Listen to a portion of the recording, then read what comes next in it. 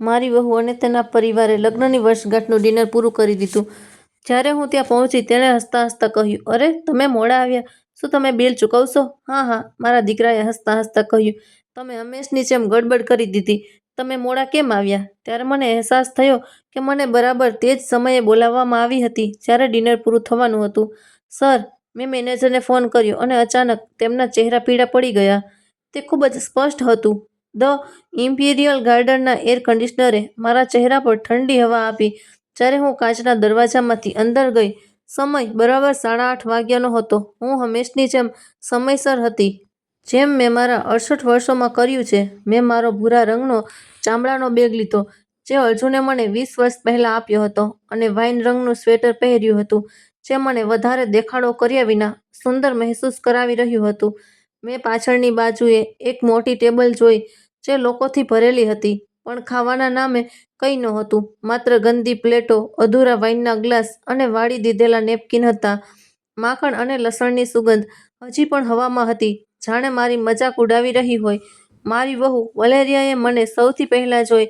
તેણે એક ચુસ્ત કાળા રંગનો ડ્રેસ પહેર્યો હતો અને તેના વાળ નવા જ લહેરાતા હતા. તેણે મને તે લીલી આંખોથી જોયું જે ક્યારેક મને સુંદર લાગતી હતી અને સ્મિત કર્યું. પણ તે સ્મિત ઉષ્માભર્યું નહોતું, બલ્કે કોઈના જીતવાનું સ્મિત હતું. અરે તમે મોડા આવ્યા, તેણે ધીમા, લગભગ સૂરમાં હસતા હસતા કહ્યું. શું તમે બિલ ચૂકવશો? હા, મેં કહ્યું હા. તેની બહેન રોશનીએ હસતા હસતા કહ્યું, તમે મારો દીકરો સાક્ષી, મારો એકમાત્ર દીકરો જેને મેં એકલા ઉછેર્યો હતો જ્યારે કેન્સરે તેના પિતાને છીનવી લીધા હતા. તેને મને મળવા માટે પણ તેની ખુરશી પરથી ઊભો ના થયો. તે તેની ખુરશી પર નમેલો હતો, હાથ ક્રોસ કરીને મને એવી રીતે જોઈ રહ્યો હતો જાણે હું કોઈ બોજ હોઉં. તમે હંમેશની જેમ ગડબડ કરી દીધી માં.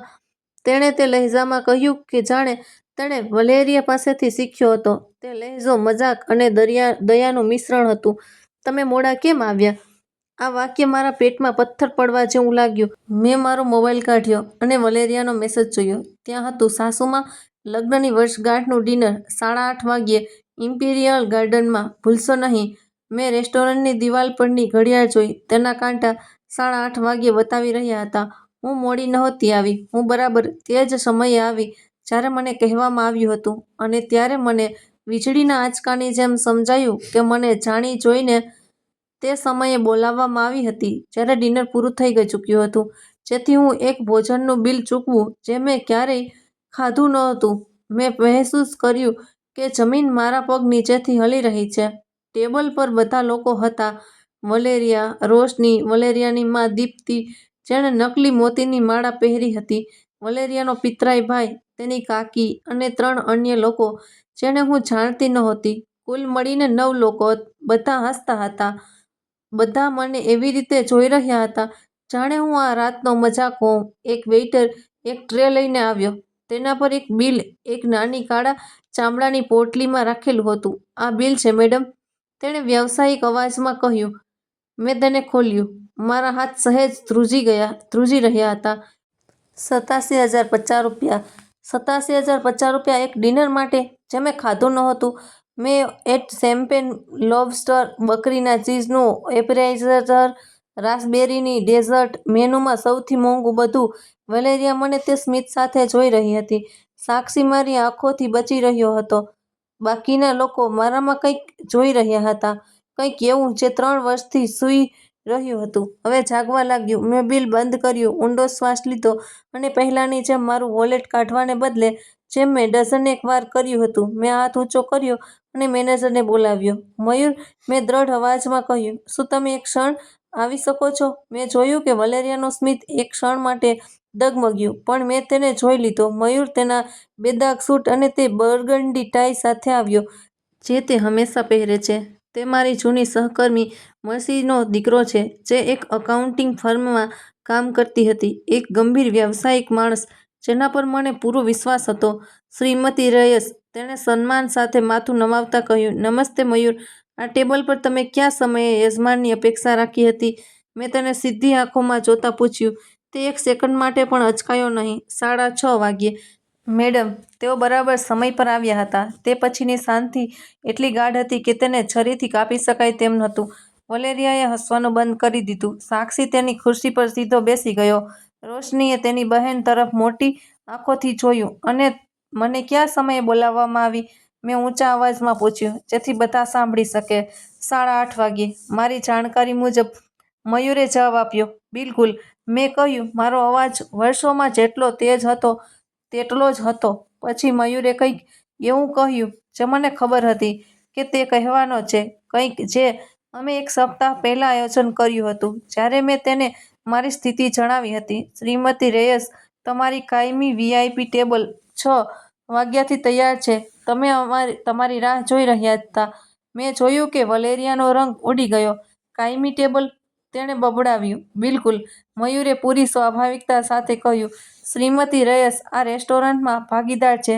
તેમણે છેલ્લા 10 વર્ષથી 15% શેર રાખ્યા છે. અને તે જ ક્ષણે, જ્યારે તેમના ચહેરા મીણની જેમ પીળા પડી ગયા, મને ખબર હતી કે બધું બદલાવવાનું છે. પણ જે તેઓ નહોતા જાણતા તે એ હતું કે આ તો બસ શરૂઆત હતી. જો તમે જાણવા માંગતા હોવ કે હું તે ક્ષણ સુધી કેવી રીતે પહોંચી, કેવી રીતે હું એક ગડબડ કરનારી સાસુમાંથી તે મહિલામાં બદલાઈ ગઈ જેણે તેમને તેમના જીવનનો સૌથી કઠિન પાઠ આપ્યો, તો અત્યારે જ સબસ્ક્રાઇબ કરો અને આ વાર્તાનો અંત સુધી બન્યા રહો. કારણ કે જે આગળ આવવાનું છે તે ન તો તેમણે જોયું અને ન તો વિચાર્યું હતું. મને જણાવવા દો કે ખરેખર કોણ છું. કારણ કે 3 વર્ષો સુધી મને લોકો વલેરિયાના નામે પુકારતા રહ્યા, જે એક ભટકતી જૂની સાસ અને દયાળુ વૃદ્ધ સ્ત્રીની છબીમાં ઢળી ગઈ હતી. પણ અસલમાં હું એવી નથી. મારું નામ એસ્પેરેન્ઝા છે. મારી ઉંમર 68 વર્ષ છે. અને મારા ચહેરાની દરેક કરચલી એક વાર્તા કહે છે. મહેનત, સંઘર્ષ અને તે જીતોની જે ક્યારેય મને ભેટમાં મળી નથી. જ્યારે હું 25 વર્ષની હતી, અર્જુન અને મેં કાયો આકારના એક નાના ચર્ચમાં લગ્ન કર્યા. તે એક સિવિલ એન્જિનિયર હતા. મેં હમણાં જ મારા એકાઉન્ટિંગનો અભ્યાસ પૂરો કર્યો હતો. અમે એક નાના 2 રૂમના એપાર્ટમેન્ટમાં રહેવા લાગ્યા, જેનું ભાડું અમે બંને મળીને આપતા હતા. અને ફર્નિચર અમે બજારમાંથી સેકન્ડ હેન્ડ ખરીદ્યું હતું. સાક્ષી 2 વર્ષ પછી પેદા થયો. તે મારા જીવનનો સૌથી શ્રેષ્ઠ દિવસ હતો. મેં મારી ગર્ભાવસ્થા દરમિયાન સતત કામ કર્યું. જ્યારે મેં 3 મહિનાનો થયો, તે ઓફિસ પાછું જવાનું શરૂ કર્યું. આ મારી ઈચ્છાથી નહીં, પણ અમારી જરૂરિયાતને કારણે હતું. અર્જુન સારી કમાણી કરી રહ્યા હતા, પણ અમે અમારા દીકરાને સારું ભવિષ્ય આપવા માંગતા હતા. અને અમે તેમ કર્યું. મેં 40 વર્ષ સુધી મેન્ઝીસ એન્ડ એસોસિએટ્સ, એક પ્રતિષ્ઠિત એકાઉન્ટિંગ ફર્મમાં કામ કર્યું. મેં સહાયક તરીકે શરૂઆત કરી. મેં સિનિયર એકાઉન્ટન્ટ તરીકે સમાપ્ત કર્યું. એક પગાર સાથે જેનાથી ઘણા પુરુષોએ મારી ઈર્ષ્યા કરી. હું મહત્વપૂર્ણ કંપનીઓના ખાતા સંભાળતી હતી. મેં ક્યારેય મોડું ન કર્યું, ક્યારેય કોઈ ગંભીર ભૂલ ન કરી. મેં દરેક પૈસો મારી મહેનતથી કમાવ્યો. જ્યારે સાક્ષી 14 વર્ષનો હતો, અર્જુનને પેટમાં દુખાવો થવા લાગ્યો. અમે વિચાર્યું કે તે ગેસ્ટ્રાઇટિસ છે, પણ તે તો સ્વાદુપિંડનું કેન્સર હતો. તેમને 6 મહિનાનું જીવન આપવામાં આવ્યું. તે 8 મહિના સુધી દરરોજ લડતા રહ્યા. મેં બધા ખર્ચા ઉઠાવ્યા, ઉપચાર, ડોક્ટરો અને તે પ્રયોગાત્મક દવાઓ માટે જે અમને ચમત્કારી પરિણામનું વચન આપતી હતી. મેં અમારી બચત ખર્ચી, લોન લીધી, મારી ગાડી વેચી. પણ અર્જુન બચી ના શક્યા. હું 56 વર્ષની ઉંમરે વિધવા થઈ ગઈ, એક દીકરા સાથે જે યુનિવર્સિટીમાં હતો, અને 3,40,000 રૂપિયાનું દેવું. શું તમે જાણો છો મેં શું કર્યું? હું તૂટી ગઈ? નહીં, મેં હાર ન માની. મેં ડબલ શિફ્ટમાં કામ કર્યું. મેં સપ્તાહના અંતે કન્સલ્ટિંગનું કામ સ્વીકાર્યું. મેં તે 2 દુકાનોમાં રોકાણ કર્યું જે અર્જુને અધૂરા ચૂકવણી સાથે છોડી હતી. મેં 4 વર્ષમાં તેમનું પૂરેપૂરું ચૂકવણી કર્યું. આજે તે દુકાનો મને દર મહિને 18,000 રૂપિયા ભાડું આપે છે. મેં સાક્ષીનો પૂરેપૂરો અભ્યાસ કરાવ્યો. મેડિસિન 6 વર્ષ, દરેક ટ્યુશન, દરેક પુસ્તક, દરેક સામગ્રી. તેને ક્યારેય કોઈ કમી ન થઈ. મેં મારું ઘર ખરીદ્યું. હા, મારું ઘર. 3 માળનું એક ઘર પેલાન્કોમાં, જેમાં જાકારાન્ડાનો બગીચો અને પાર્કનો નજારો છે. મેં તેને મારા પૈસાથી ખરીદ્યું. 40 વર્ષ સુધી સવારે 5 વાગ્યે ઉઠીને, ટિફિન તૈયાર કરીને, બચત કરીને, નવા કપડાં ન ખરીદીને અને રજાઓ પર ન જઈને. તે ઘરની કિંમત 6.8 મિલિયન છે. મારી પાસે બચત છે. 2 થી 3 મિલિયન રોકાણમાં છે, જે વળતર આપે છે. એવા પૈસા જે કોઈ જાણતું નથી કે મારી પાસે છે. કારણ કે મેં શીખ્યું કે જ્યારે એક મહિલા પાસે સંસાધનો હોય તો બધા એક ટુકડો માંગે છે. અર્જુને મને કંઈક શીખવ્યું હતું. તેના મૃત્યુ પહેલાં તેણે મને હોસ્પિટલમાં 3 દિવસ પહેલાં કહ્યું હતું, "વલેરિયા, ઉદારતાને મૂર્ખતા સાથે ન ભેળવતા. મદદ કરજે, પણ પોતાને ખાલી ન કરી દેતી." મેં તેના શબ્દોને સમજ્યા નહીં જ્યાં સુધી 3 વર્ષ પહેલાં વલેરિયા અમારા જીવનમાં ન આવી. તેણે એક એકલી વિધવાને જોઈ, એક સાદી સાસ જે પારિવારિક સમારોહમાં જે જ લાલ સ્વેટર પહેરતી હતી, જે ક્રિસમસ પર તમાલેસ બનાવતી હતી, કેટરિંગ ઓર્ડર કરવાને બદલે જે ટેક્સીમાં આવતી હતી, નવા મોડલની ગાડીમાં નહીં. જે તેણે ન જોયું તે હતી મહિલા જેણે એકલા એક સંપત્તિ બનાવી, તે એકાઉન્ટન્ટ જેણે દાયકાઓ સુધી લાખો રૂપિયા સંભાળ્યા, તે માં જેણે તેના દીકરા માટે બધું બલિદાન આપ્યું. તેણે મારા રોકાણ, મારા બેંક ખાતાઓ, મારી સંપત્તિઓ, મારી બુદ્ધિમત્તાને ન જોઈ. તેણે મને એક મરઘીની જેમ જોઈ જેણે તે ધીમે ધીમે નોચી શકે, અને મેં તેને તેમ કરવા દીધું. 3 વર્ષ સુધી મેં તેને તેમ કરવા દીધું. કેમ? કારણ કે હું મારા દીકરાને પ્રેમ કરતી હતી. કારણ કે મેં વિચાર્યું કે જો હું તેની મદદ કરીશ તો તેઓ ખુશ થશે, અને જો તેઓ ખુશ થશે તો હું પણ ખુશ રહીશ. હું કેટલી ખોટી હતી, પણ મારી પાસે એક એવી ચીજ છે જે વલેરિયાએ ક્યારેય નહોતી વિચારી, કંઈક એવું જે તેને બચાવી શક્યું છે અને મારા જીવનના મહત્વપૂર્ણ ક્ષણોમાં તેને ડૂબાડી શક્યું છે. એક નોટબુક, એક ઘેરા લાલ રંગની નોટબુક જે મેં 20 વર્ષ પહેલાં પ્યુએમ્બ્લાની એક સ્ટેશનરીની દુકાનમાંથી ખરીદી હતી. એમાં અર્જુન અને મેં અમારા ખર્ચા, અમારા સપના, અમારી યોજનાઓ લખી હતી. તેના મૃત્યુ પછી મેં તેને ચાલુ રાખી. હું બધું નોટ કરું છું, તારીખો, નામ, રકમ, મહત્વપૂર્ણ વાતચીત, જે વચનો મને આપવામાં આવે છે. હું ભટકેલી નથી, હું અવલોકન કરનારી છું. અને તે નોટબુકમાં હતું દરેક પૈસા જે મેં મારા દીકરા અને તેની પત્નીને ઉધાર આપ્યા હતા, દરેક વચન જે તેમને ક્યારેય પૂરું ન કર્યું, દરેક અપમાન જેને મેં ચૂપચાપ સહન કર્યું. 6,70,000 રૂપિયા, 6,70,000 રૂપિયા જે મારા હાથમાંથી તેમના હાથમાં 3 વર્ષમાં જતા રહ્યા. અને તે રાતે ધ ઇમ્પિરિયલ ગાર્ડનમાં જ્યારે તેમના ચહેરા પીળા પડી ગયા, મને ખબર હતી કે હવે તે નોટબુકને બધા સામે ખોલવાનો સમય આવી ગયો છે. પણ પહેલાં મારે તેમને એ સમજાવવું હતું કે અમે અહીં સુધી કેવી રીતે પહોંચ્યા. મારે તેમને યાદ કરાવવું હતું કે હું ખરેખર કોણ હતી. શું તમે જાણવા માંગો છો કે કેવી રીતે એક ચાલાક વહુ એક પરિવારને 3 વર્ષમાં નષ્ટ કરી શકે છે? થોભો, કારણ કે જે આગળ આવશે તે તમારા આત્માને હલાવી દેશે. મેં વલેરિયાને 5 વર્ષ પહેલાં એક ડિનરમાં મળી હતી, જે સાક્ષીએ કોન્ડેસાના એક ઇટાલિયન રેસ્ટોરન્ટમાં આયોજિત કર્યો હતો. માં, હું ઈચ્છું છું કે તમે કોઈ ખાસ વ્યક્તિને મળો, તેણે તે સાંજે ફોન પર મને જણાવ્યું. તેનો અવાજ ઉત્સાહિત અને યુવાન હતો. મેં વર્ષોથી તેને એવો નહોતો સાંભળ્યો.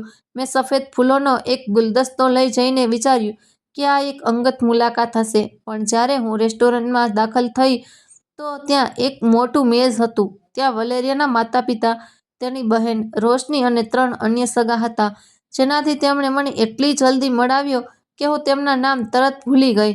વલેરિયાએ એક ચમકતા સ્મિત સાથે ઉઠીને મને ગળે લગાવી લીધી. તેણે એક આઇવરી રંગની સાડી પહેરી હતી અને ઊંચી એડીના જૂતા પહેર્યા હતા, જે તેને ખૂબ આકર્ષક બનાવી રહ્યા હતા. તે ચીસો પાડી, "સાક્ષીએ તમારા વિશે ઘણું બધું કહ્યું છે. તમે તેની હિરોઈન છો, અને આ સાંભળીને સારું લાગ્યું. હું જૂઠું ન કહી શકું, મને આ સાંભળીને ખુશી થઈ." તેની માં દીપ્તિ એ મારી સાથે હાથ મિલાવ્યો. આશીને મળીને સારું લાગ્યું. તેની ગરદનમાં એક મોતીનો હાર હતો, જે પછીથી જાણવા મળ્યું કે તે અસલી નહોતા, અને એક એવું પરફ્યુમ લગાવ્યું હતું જે મારી નાકમાં ઘૂસ્યું. "ખુશ રહો," તેણે સ્મિત કર્યા વિના કહ્યું. સચ્ચાઈ એ છે કે રાતનું ખાણું થોડું અજીબ હતું. તેમણે મોંઘી શરાબ, કાર્પાચો અને ટ્રફલ પાસ્તા ઓર્ડર કર્યા. જ્યારે બિલ ચૂકવવાનો સમય આવ્યો તો ત્યાં એક અસહજ શાંતિ હતી. બધાએ પોતાની પ્લેટો તરફ જોયું. સાક્ષીએ મને તે આંખોથી જોયું જે મદદની વિનંતી કરી રહી હતી. "માં, શું તમે 18,000 રૂપિયા ચૂકવ્યા?" મેં કંઈ ન કહ્યું. આ મારી વહુના પરિવાર સાથે પહેલી રાતનું ખાણું હતું. હું સારી છાપ પાડવા માંગતી હતી. આ મારી પહેલી ભૂલ હતી. પછીના થોડા મહિના લાગણીઓના તોફાનમાં પસાર થયા. સાક્ષી પ્રેમમાં હતો. વલેરિયા દર અઠવાડિયે મારા ઘરે આવતી, હંમેશા કંઈક ખાસ લઈને, ક્યારેક મોંઘી બેકરીનો એક કેક, ક્યારેક ફૂલ. એકવાર તો એણે એક ગૂંથેલો શોલ પણ લાવી, જેને તેણે કહ્યું કે તેની દાદીએ બનાવ્યો હતો. "હું ઈચ્છું છું કે આપણે મા-દીકરીની જેમ રહીએ," તે કહેતી. જ્યારે અમે મારી રસોઈમાં ચા પીતા હતા, મારી પાસે દીકરીઓ હતી. મેં હંમેશા એક દીકરીની ચાહ રાખી. કદાચ તેથી જ મેં મારું દિલ જલ્દી ખોલી દીધું. પણ પછી કેટલાક સંકેતો આવવા લાગ્યા. નાની નાની વાતો જે પહેલાં નિર્દોષ લાગતી હતી. અરે સાસુમા, તમે આટલા જૂના છો તે પ્રેશર કુકર સાથે તમારે એક નવી ઇલેક્ટ્રોનિક લઈ લેવી જોઈએ. તે વધુ સુરક્ષિત છે. આ સોફા તો ખૂબ જૂનો થઈ ગયો છે, નહીં? અમારા ત્યાં તો ખૂબ શાનદાર છે, જે ખૂબ સારા લાગે છે. શું તમે હજી પણ તે જ મોબાઈલનો ઉપયોગ કરી રહ્યા છો? ભગવાનના સમ, એમાં તો કોઈ સારી કેમેરા પણ નથી આવતો. આ વાતો હસતા હસતા કરવામાં આવી, પણ વાતો તો વાતો જ હતી. 6 મહિના પછી તેમણે સગાઈની ઘોષણા કરી અને ત્યારે લગ્નનું દુઃસ્વપ્ન શરૂ થયું. વલેરિયાએ કહ્યું કે તે ક્રિસ્ટલ હોલમાં લગ્ન કરવા માંગે છે, જે પેલાન્કોના સૌથી એક્સક્લુઝિવ સ્થળોમાંનું એક છે. આ મારું બાળપણનું સપનું છે, સાસુમા, તેણે ચમકતી આંખોથી કહ્યું. પણ પપ્પા હવે નાણાકીય સમસ્યાઓમાંથી પસાર થઈ રહ્યા છે. તે અમને વધારે મદદ કરી શકતા નથી. મેં સાક્ષી તરફ જોયું. તે હજી તેની સ્પેશિયલાઇઝેશન પૂરી કરીને પ્રાઇવેટ હોસ્પિટલમાં કામ કરી રહ્યો હતો, પણ તેનો પગાર હજી પણ ઓછો હતો. અમે કંઈક વધુ સાધારણ કરી શકીએ છીએ, મેં સૂચવ્યું. એક સુંદર લગ્ન, પણ વધુ કિફાયતી. વલેરિયાએ મને એવી રીતે જોયું જાણે મેં તેને કોઈ ગૌશાળામાં લગ્ન કરવાનો પ્રસ્તાવ આપ્યો હોય. પણ આ તો તમારો એકમાત્ર દીકરો છે, નહીં? તમારી એકમાત્ર તક તેને લગ્ન કરતા જોવાની. શું તમે નથી ઈચ્છતા કે આ ખાસ હોય? ત્યાં પર દોષાભાવ હતો. આ પહેલી ઝાડ હતો. મેં તે ઇવેન્ટ માટે ₹2,80,000 ચૂકવ્યા. તેમણે મને જણાવ્યું કે આ એક અસ્થાયી મદદ છે અને જ્યારે તેઓ સ્થિર થઈ જશે તો મને પાછા આપી દેશે. લગ્ન ખૂબસૂરત હતા. આહ, હું માનું છું કે ચારે તરફ ફૂલ, 5 કોર્સનું ભોજ, લાઇવ મ્યુઝિક. વલેરિયા એક રાજકુમારીની જેમ દેખાઈ રહી હતી. સાક્ષી સ્મિત કરવામાં લાગ્યો. હું પણ સ્મિત કરી, પણ અંદર એક ખાલીપણું હતું જેને હું સમજાવી નહોતી શકતી. 2 મહિના પછી હનીમૂન આવ્યું ગ્રીસમાં. સાક્ષીએ ફોન પર કહ્યું. હંમેશા ગ્રીસ જવા માંગતો હતો, પણ લગ્નમાં બધું ખર્ચાઈ ગયું. આ અમારી સપનાની યાત્રા છે, વલેરિયાએ સ્પીકર પર કહ્યું. અમે તેને 6 મહિનામાં પાછા આપી દઈશું. આ વચન છે. મહત્તમ 6 મહિના. અને પછી ₹90,000. મને એક પણ પૈસો પાછો ના મળ્યો. વચનો બહાના બની ગયા. બહાના શાંતિમાં બદલાઈ ગયા અને ટિપ્પણીઓ વધુ તીક્ષ્ણ થવા લાગી. મારા પરિવારમાં વસ્તુઓ અલગ હોય છે, સાસુમા. મારી માં આવું ક્યારેય નહીં કરે. તમારી પેઢીનું કોઈ આવું વિચારવું અજીબ છે. તેણે પોતાની સહેલીઓ સામે મને ડોનેટ્સે બોલાવવાનું શરૂ કર્યું, જાણે તે એક પ્રેમભર્યું અપમાન હોય. પણ તે સ્વરમાં હંમેશા કંઈક મજાક હતું. સાક્ષી હસતો હતો. પહેલાં તો અસહજ, પછી સામાન્ય, જાણે તે ઠીક હતું. તેની માની મજાક ઉડાવવામાં આવી. આ તે સમય હતો જ્યારે મને બધું સમજી જવું જોઈતું હતું, પણ મેં ન કર્યું, કારણ કે હું મારા દીકરાને પ્રેમ કરતી હતી અને મેં વિચાર્યું કે સમયની સાથે બધું ઠીક થઈ જશે. પણ વસ્તુઓ ન સુધરી, બલ્કે બહુ બગડી. સૌથી ખરાબ હજી કોઈ હતું, કારણ કે જ્યારે તેમણે મારા ઘરમાં માત્ર 2 મહિના માટે રહેવાનો નિર્ણય કર્યો હતો, તો મારી જિંદગી એક દુઃસ્વપ્નમાં બદલાઈ ગઈ, જેમાંથી હું જાગી નહોતી શકતી. મારું ઘર માત્ર એક સંપત્તિ નથી, તે 40 વર્ષોની મહેનતનું પરિણામ છે. દરેક ઈંટ વધારાના કલાકોના કામથી ખરીદાઈ. દરેક બારી એક નવા કપડાનો ત્યાગ કરીને ખરીદાઈ. દરેક છોડ મારા પોતાના હાથોથી તે રવિવારોએ લગાવવામાં આવ્યો, જ્યારે અન્ય આરામ કરી રહ્યા હતા. 3 માળ, ટેરાકોટા રંગની બહારની દિવાલ, ગાઢ લાકડાના દરવાજા, જે અર્જુન અને મેં એક વરસાદી શનિવારે એકસાથે પસંદ કર્યા હતા. 3 જાકારાન્ડાના વૃક્ષો જે અમે ત્યારે લગાવ્યા હતા જ્યારે સાક્ષી બાળક હતો. હવે તે લગભગ 30 વર્ષના થઈ ગયા છે અને વસંતમાં દરેક જગ્યાએ જાંબલી ફૂલ ભરી દે છે. પહેલો માળ, વિશાળ લિવિંગ રૂમ, મોટી બારીઓ સાથે 8 લોકો માટે ડાઇનિંગ ટેબલ, કિચન જેમાં મેં 10 વર્ષ પહેલાં ગ્રેનાઇટની કાઉન્ટરટૉપ લગાવડાવી હતી, મસાલાઓથી ભરેલી એક પેન્ટ્રી જે મેં એકઠી કરી છે, એક ખૂણો જ્યાં મારા મહેંદી, તુલસી, ફુદીનાના છોડ. બીજો માળ, 3 બેડરૂમ છે. મુખ્ય બેડરૂમ તે હતો જેને મેં અર્જુન સાથે વહેંચ્યો. મેં તેને તેની મોતી પછી મારું આશ્રય બનાવી લીધું. સાક્ષીનો બેડરૂમ મેં જેના પર ગયા પછી વર્ષો સુધી યોગ્ય રાખ્યો, અને એક મહેમાનો માટે જેનો પોતાનો બાથરૂમ હતો. ત્રીજો માળ, મારો સ્ટુડિયો, મારું પવિત્ર સ્થાન, એક ચંદનની ડેસ્ક ઇમ્પિરિયલ ગાર્ડનમાં જ્યાં હું મારા ભાડાનો હિસાબ રાખું છું. ત્યાં પુસ્તકોથી ભરેલી અલમારીઓ છે અને એક વિશાળ બારી છે જે પાર્ક તરફ ખુલે છે. હું ત્યાં આજે કેમોમાઇલ ચા પીતી, વાંચતી અને સૂર્યાસ્તનો નજારો લેતી વિતાવું છું. મારા માટે સૌથી કિંમતી ચીજ મારી દાદીની એક ઘેરી લાકડાની દિવાલ ઘડિયાળ છે, જેમાં કાંસાની સજાવટ છે. ઘડિયાળનું પેન્ડુલમ સમયને ટીક ટીક કરીને જણાવે છે અને તે મારા બાળપણની યાદોને જગાડે છે. એક તાજગીથી ભરેલી સાંજે 3 વર્ષ પહેલાં સાક્ષી કહ્યા વિના આવ્યો. તેમની પાસે 2 મોટા સુટકેસ હતા. માં, અમારા માટે એક સમસ્યા છે. તેમણે દરવાજા પર સુટકેસ મૂકતા કહ્યું, અમારા ભાડાના એપાર્ટમેન્ટની દિવાલોમાં ફંગસ છે. તેઓ અમને ફ્યુમિગેટ કરી રહ્યા છે. શું અમે અહીં 2 મહિના રહી શકીએ? મેં તેમને ખાતરી આપી કે તે ઠીક છે. વલેરિયા તેમની પાછળ આવી. 3 ડબ્બા ઉઠાવીને તેણે મારી પરવાનગીની રાહ પણ ન જોઈ.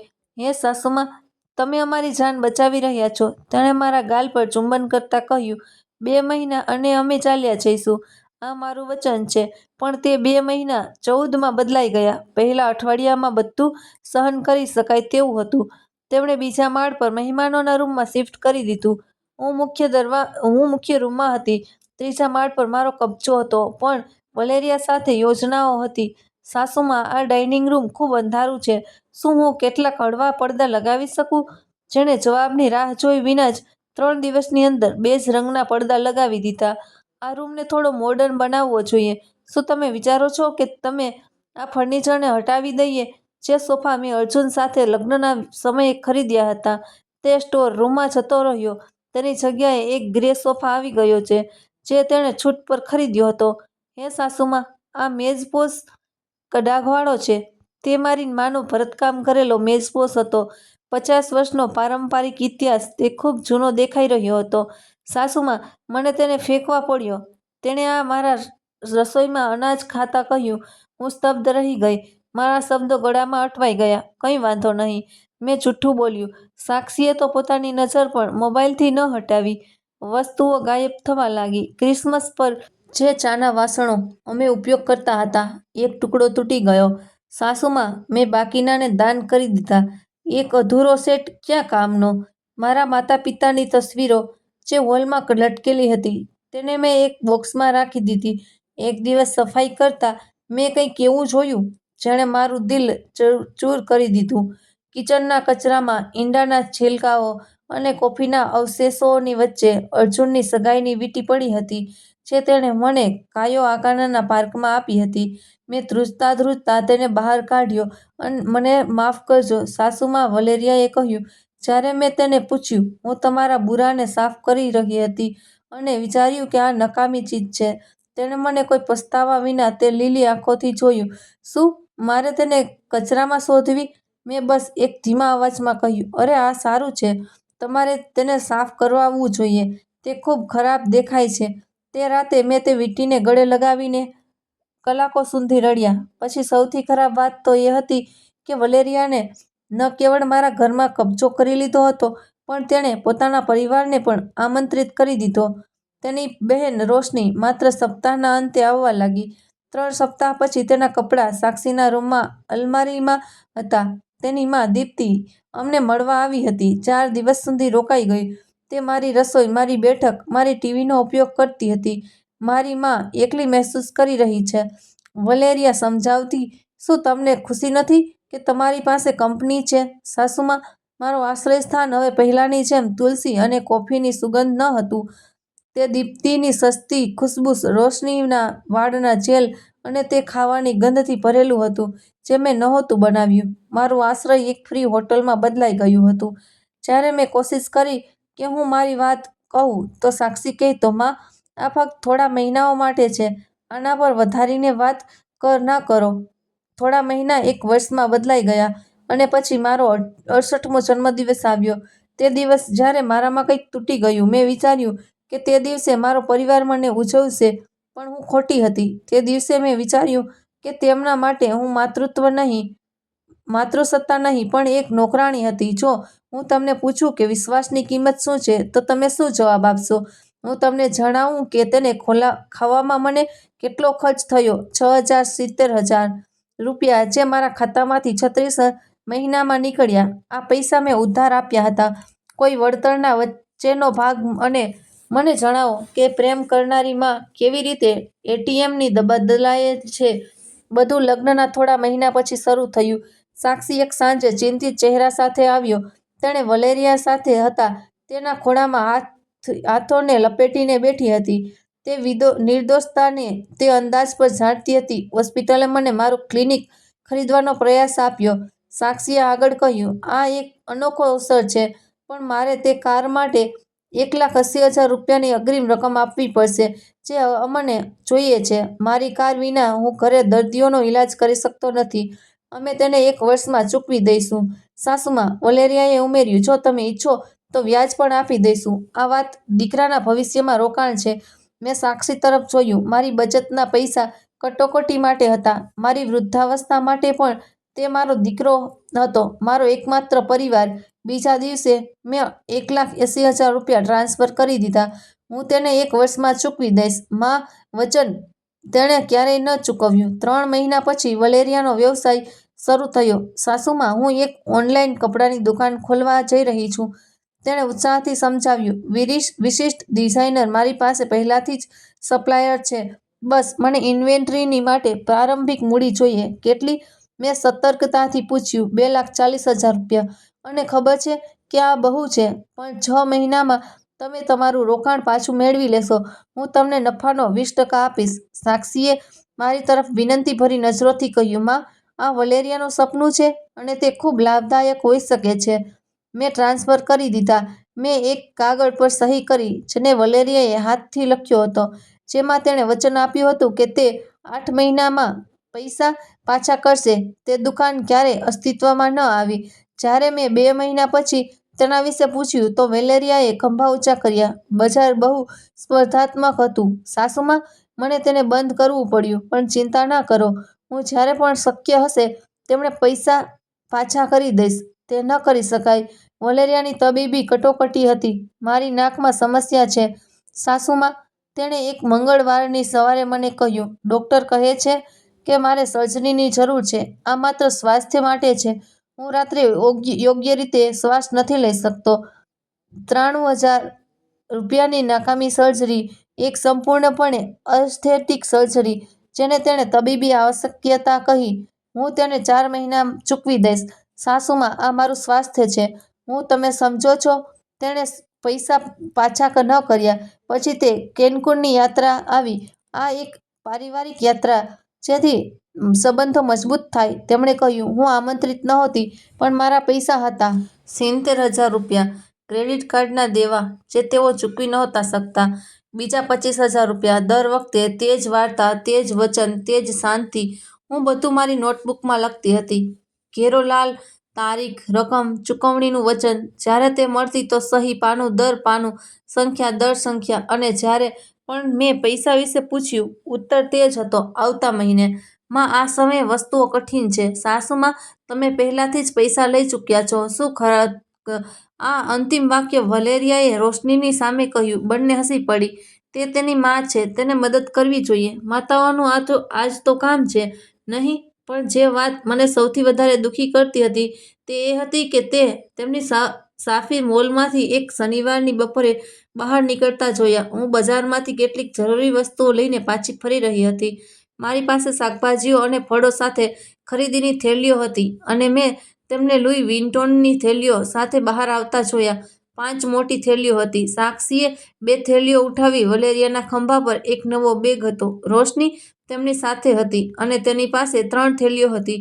તેમણે મને જોયું. મને ખબર હતી કે તેમણે મને જોયા. વલેરિયાએ મને સીધી આંખોમાં જોયું. તે હસી. સાસુમા, શું સંયોગ છે! એક અદ્ભુત ઓફર હતો, તેણે હસતાં હસતાં કહ્યું. હું પાર્કિંગના પ્રવેશ પર ઊભી રહી, તે જોતી કે તેઓ પોતાની કારમાં ચડી રહ્યા છે. તે કાર જેને મેં ખરીદવામાં મદદ કરી હતી. લક્ઝરી બેગ મારા પૈસાથી ખરીદાયા. જ્યારે હું તે જ 20 વર્ષ જૂનો ભૂરા ચામડાનો બેગ ઉપયોગ કરી રહી હતી, તે રાતે મેં મારી નોટબુકની તપાસ કરી, ગણતરી કરી, જોડ્યું, ઘટાડ્યું, પ્રક્ષેપિત કર્યું. જો આ એમ જ ચાલતું રહ્યું તો 5 વર્ષોમાં મેં મારી બધી બચત, મારા રોકાણ, મારી સુરક્ષાની જાળ ગુમાવી દઈશ. બધું જે મેં એકલા બનાવ્યું હતું, 2 લોકોના હાથોમાં જતું રહેશે, જે મને એક અનંત સંસાધનની જેમ જોતા હતા. ન કે એક માં, ન એક વ્યક્તિ જેની જરૂરિયાતો હતી, બલ્કે પૈસાનો એક સ્ત્રોત. અને પછી મેં એક નિર્ણય લીધો. જો તેઓ રહસ્ય રાખી શકે તો હું પણ રાખી શકું. જો તેઓ જૂઠું બોલી શકે તો હું તપાસ કરી શકું. જો તેઓ ગંદી રમત રમતા હતા તો હું નિયમો શીખીશ. તે રાતે હું સૂઈ ન શકી. બીજા દિવસે મેં એક ખાનગી જાસૂસને નિયુક્ત કર્યો, જેનું નામ રોડ્રિગો હતું. 42 વર્ષ પૂર્વ, ન્યાયિક, પોલીસકર્મી, ગોપનીય વ્યવસાયિક. મને જાણવું છે કે મારા પૈસા ક્યાં છે, મેં તેની ઓફિસમાં કહ્યું. મને એ જાણવું છે કે તેઓ તેને શેના પર ખર્ચી રહ્યા છે. મને પુરાવા જોઈએ છે. આ મને $18,900 પડ્યું. આ મારા જીવનનું સૌથી સારું રોકાણ હતું. 2 અઠવાડિયામાં રોડ્રિગોએ મને માહિતી આપી જે મારું દિલ તોડનારું હતું, પણ સાથે જ મારી પ્રતિશોધ માટે સાચા હથિયાર પણ આપી ગઈ. 15 માર્ચના રોજ મેં 68 વર્ષ પૂરા કર્યા. 68 વર્ષની જિંદગી, કામ, બલિદાન, પોતાના પરિવારને પોતાના હાથોથી ઉછેરવું. મેં વિચાર્યું કે આ દિવસ ખાસ હશે. હું કેટલી ભોળી હતી. માં, ચાલો તમારા ઘરે એક ડિનર કરીએ, સાક્ષીએ 1 અઠવાડિયા પહેલા મને કહ્યું હતું. કંઈક અંગત, પારિવારિક. ચાલો એકસાથે ઉજવીએ. આ સુંદર હશે, સાસુમાં, વલેરિયાએ તે સ્મિત સાથે જે હવે મને દગો નહોતું આપી રહ્યું, ઉમેર્યું. હું દરેક ચીજમાં મદદ કરીશ. બસ તમે આરામ કરો અને આનંદ લો. મારા જન્મદિવસની સવારે હું જલ્દી ઉઠી. સૂરજ મારી બારીમાંથી અંદર આવી રહ્યો હતો. બહાર જાકારાન્ડાના વૃક્ષો ફૂલવા લાગ્યા હતા. હું કિચનમાં ગઈ, આશા રાખતી કે નહીં, કદાચ એક કેક, એક તૈયારી કરેલી ચા, એક ગળે લગાવવાનું. કિચન ખાલી હતું. સાક્ષી અને વલેરિયા બીજા માળ પર સૂઈ રહ્યા હતા. મેં તેમની અલાર્મનો અવાજો સાંભળી અને ઘણીવાર બંધ થતા જોયા. મેં જાતે મારી ચા બનાવી. મેં ડાઇનિંગ ટેબલ પર એકલા એક મીઠી બ્રેડ ખાધી. કોઈ સંદેશ નહીં, કોઈ કોલ નહીં, કોઈ જન્મદિવસની શુભેચ્છાઓ નહીં. સવારે 11 વાગ્યા. 11 વાગ્યા સુધી, જ્યારે વલેરિયાએ આવીને બબડાવ્યું, અરે, આજ તો જન્મદિવસ મુબારક હો, સાસુમાં. તેણે પોતાના મોબાઈલને જોતા બેતરબીથી કહ્યું. 2 વાગ્યા સુધી, બપોરના સમયે, વલેરિયાએ મને રસોઈમાં બોલાવી. સાસુમાં, રાતનું ખાણું અહીં 7 વાગ્યે હશે. મેં મારા પરિવારને બોલાવ્યો. 2 છે, બસ 18 લોકો. આ તો ખૂબ વધારે છે. મેં કહ્યું, અરે સાસુમાં, આટલી મોટી સંખ્યાથી જ તો ખુશી વધે છે. અને તમારી દાળ મખની તો મશહૂર છે. બહારથી ખાણું લાવવું તો બેઇજ્જતી હશે, નહીં? તેણે મારી તરફ જોયું, જાણે મારી સહમતિની અપેક્ષા રાખી રહી હોય. તમારી પાસે બધી સામગ્રી છે? શું? કારણ કે મારી પાસે બજાર જવાનો સમય નથી. ના, મારી પાસે બધી સામગ્રી નહોતી. બપોરે 3 વાગ્યે હું મેનન્દીઝના બજારમાં મરચાં, ચોકલેટ, મસાલા, ચિકન અને અન્ય આવશ્યક ચીજો ખરીદવા ગઈ. મેં મારા ખિસ્સામાંથી $400 ખર્ચ કર્યા. ઘરે પાછા ફરતા મેં મારા ભારે થેલા ઉઠાવ્યા. કોઈ મદદ ન મળી અને હું જમવાનું બનાવવા લાગી. મેં મરચાં શેક્યા, બીજ શેક્યા, મસાલા પીરસ્યા, ચિકન ઉકાળ્યું, ચોખા અને રાજમા તૈયાર કર્યા અને મીઠાઈઓના 3 પ્રકાર બનાવ્યા. કારણ કે વલેરિયાના મતે મારા પરિવારને મીઠું ખૂબ પસંદ છે. હું 8 કલાક સુધી ઊભી રહી. મારા પગ સૂજી ગયા, મારી પીઠમાં બળતરા થવા લાગી અને મારા હાથ મરચાં અને દાળની સુગંધથી ભરાઈ ગયા. 7 વાગ્યે મહેમાનો આવવા લાગ્યા. વલેરિયાનો પૂરો પરિવાર, તેની માં દીપ્તિ, તેની બહેન રોશની, પોતાના પ્રેમી સાથે, કાકા, કાકી, કઝિન અને બધા લોકો જેને હું નહોતી જાણતી, મારા રૂમમાં ભરાઈ ગયા. કોઈએ મને ઉપહાર ન આપ્યો, કોઈ ફૂલ ન લાવ્યું. વાહ, કેટલું સારું મહેકી રહ્યું છે, તેઓ ખુશીથી ચીસો પાડી.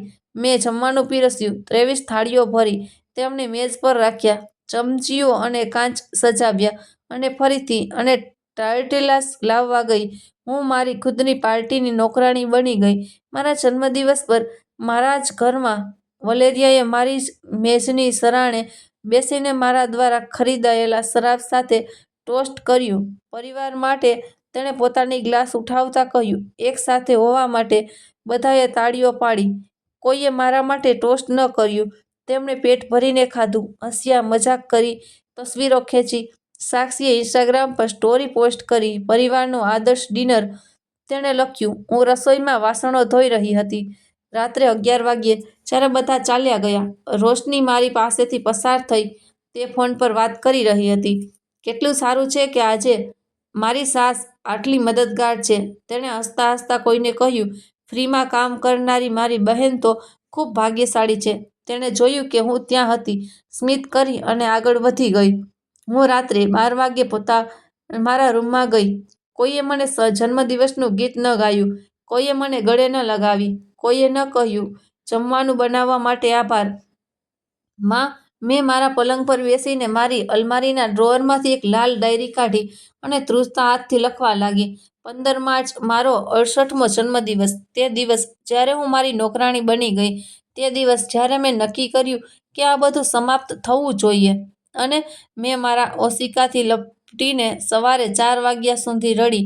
પણ આંસુઓની વચ્ચે કંઈક નવું જન્મ લીધું. ગુસ્સો, સંકલ્પ, તાકાત. બીજા દિવસે મેં જાસૂસ રોડ્રિગોને ફોન કર્યો. મને બધું જોઈએ. મેં કહ્યું, બેંક સ્ટેટમેન્ટ, તસવીરો, સંદેશ, જે પણ તમે હાંસલ કરી શકો. શું તમે ખાતરી કરો છો, શ્રીમતી રેયસ? તેણે પૂછ્યું. મેં મારા જીવનમાં કોઈ જ ચીજ મારી આટલી નિશ્ચિતતાથી નહોતી રાખી.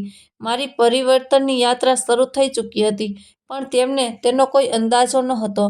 3 અઠવાડિયા પછી જ્યારે જાસૂસે મને જે જણાવ્યું તે તેનાથી પણ ખરાબ હતું જેટલું મેં વિચાર્યું હતું. અને મને તેમના જૂઠનું ખતમ કરવા માટે બરાબર તે જ જોઈતું હતું.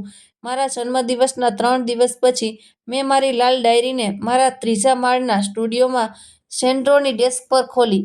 પાર્ક લિંકનો નજારો મારા સામે હતો. માર્ચની એક ઝાકળવાળી બપોર હતી. જાકારાન્ડાના વૃક્ષો હવામાં ઝૂલી રહ્યા હતા.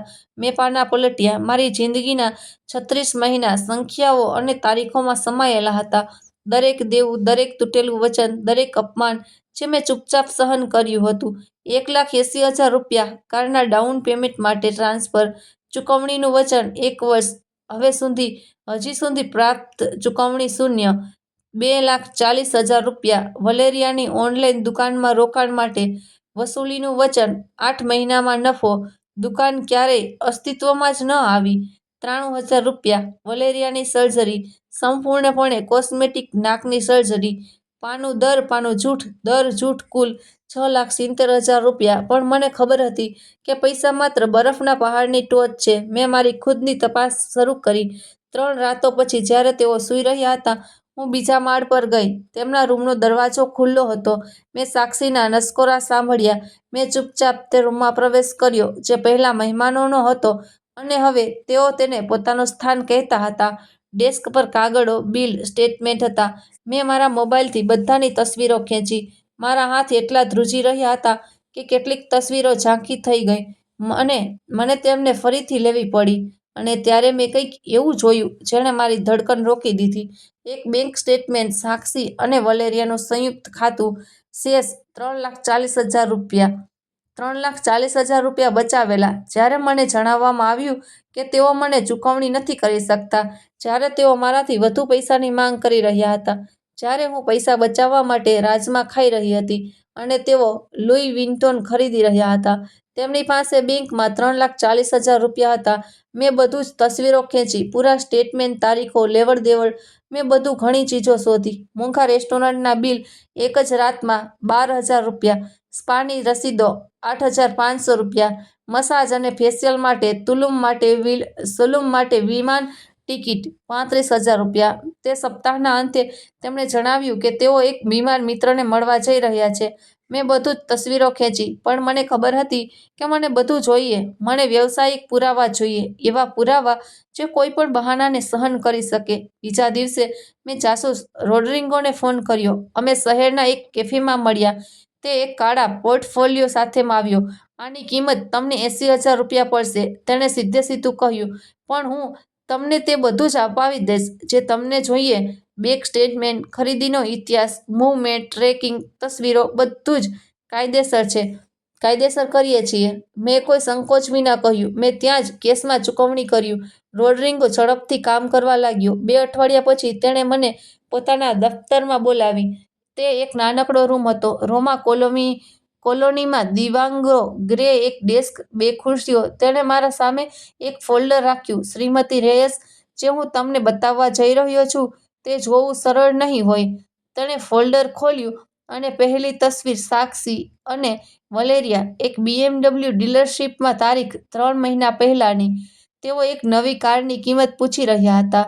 રોડ્રિગોએ જણાવ્યું, મોડલ X3, કિંમત ₹8,90,000. બીજી તસવીર, વલેરિયા એક જ્વેલરી શોપમાં ટિફિનની એક થેલી લઈ બહાર આવી રહી છે.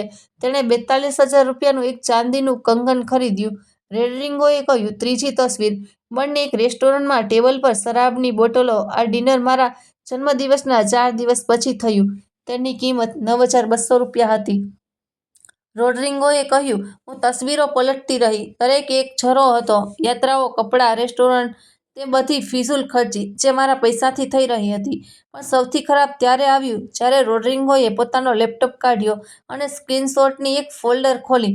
આ વોટ્સએપના સંદેશ છે જે એક ફોનમાંથી મળ્યા છે, જે એક કેફેમાં અનલોક છોડી દેવામાં આવ્યો હતો. મેં વાંચવાનું શરૂ કર્યું. વલેરિયાનો પરિવાર ગ્રુપ. રોશની, હા, આજે બુઢીએ 20 લોકો માટે મોલ બનાવી દીધો. વલેરિયા, મને ખબર છે. તે આખો દિવસ નોકરાણી બની રહી. વલેરિયાની માં, કેટલી ઉપયોગી. તું ભાગ્યશાળી છે, દીકરી. વલેરિયા, બિલકુલ. ક્યારેય નથી કહેતી કે ના રોશની. પૈસા માટે એટીએમ. હા હા, વેલેરિયા, હું લગભગ સાક્ષીને સમજાવી ચૂકી છું કે તે ઘરને પોતાના નામ પર દાન કરી દે. ટેક્સ માટે કહે છે કે આનાથી સારું થાય છે. હું શ્વાસ રોકીને રહી ગઈ. વધુ, રોડ્રિગોએ નરમ અવાજમાં કહ્યું. સાક્ષી, એક અન્ય ગ્રુપમાં જેનું નામ છોકરાઓ છે. મારા બોસને સરળતાથી પ્રભાવિત કરી શકાય છે. હું બસ તેને ઉદાસ ચહેરો બતાવું છું અને તે પૈસા આપે છે. મારી આંખો સામે શબ્દો ઝાંખા થઈ ગયા. મારો દીકરો, મારો એકમાત્ર દીકરો, જેને મેં એકલા ઉછેર્યો, જેને મેં સૌથી અને બધી ચીજોથી બચાવ્યો.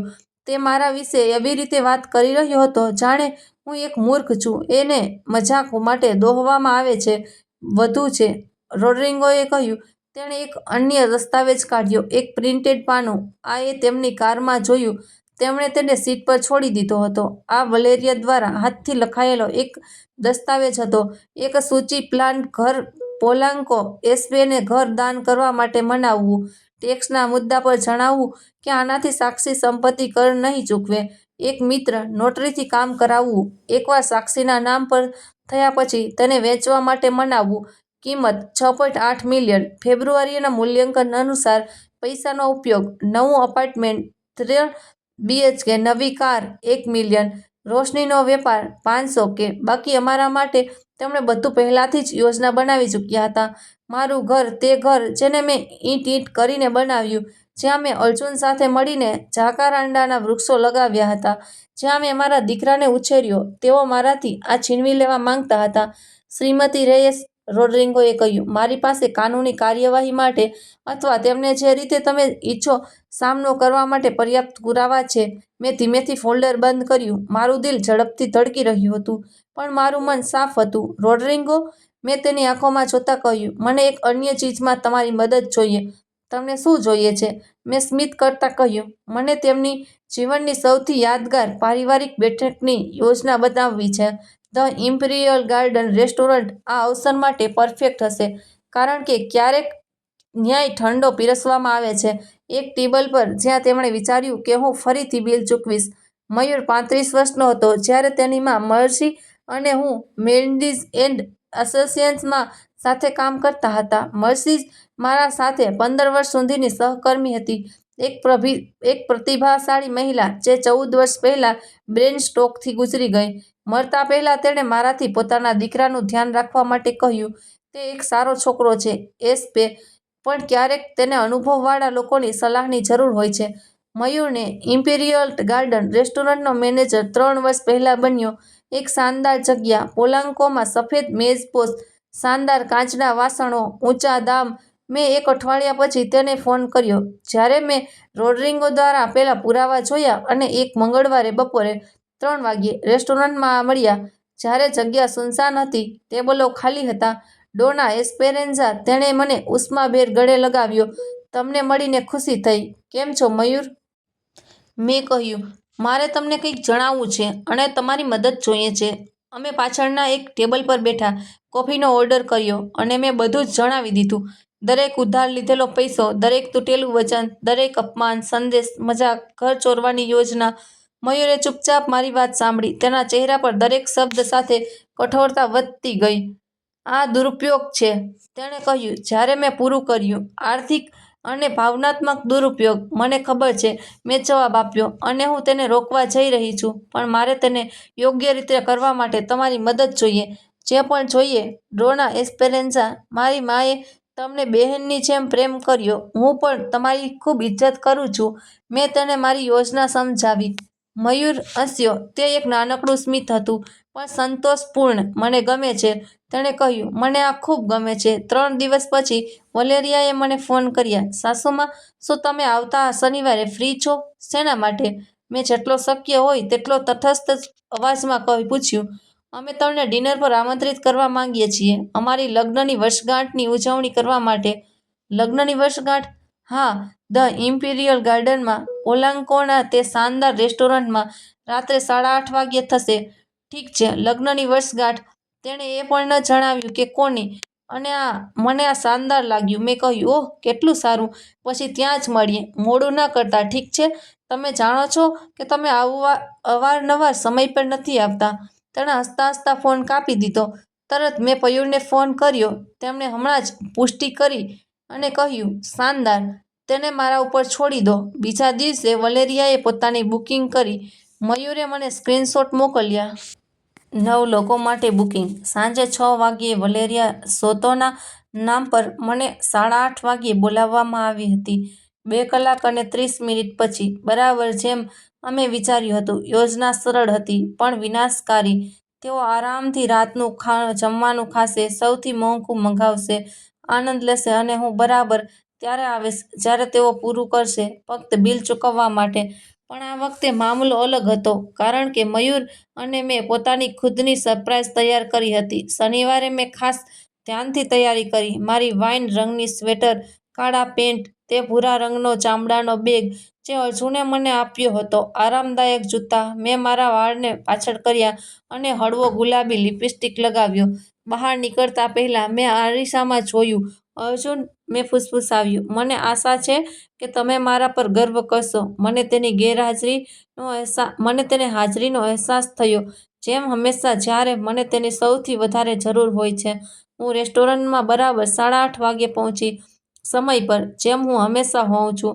એર કન્ડિશનરે મારા ચહેરાને સ્પર્શ કર્યો. માખણ અને લસણની સુગંધ, મંદ રોશની, ઠાઠદાર વાતચીતની ગુંજ, અને દૂર એક મોટી ટેબલ. 9 લોકો. વલેરિયા, સાક્ષી, રોશની, દીપ્તિ, વલેરિયાનો પિતરાઈ ભાઈ, તેની આંટી, અને 3 અન્ય લોકો જેમનો મને ઓળખાણ નહોતી. ટેબલ વિખરાયેલી હતી. ખાલી પ્લેટો પર લોબસ્ટરના ટુકડા, શરાબના ડાઘ લાગેલા ગ્લાસ, કચડાયેલા નેપકિન, ખાલી મોએટની બોટલો.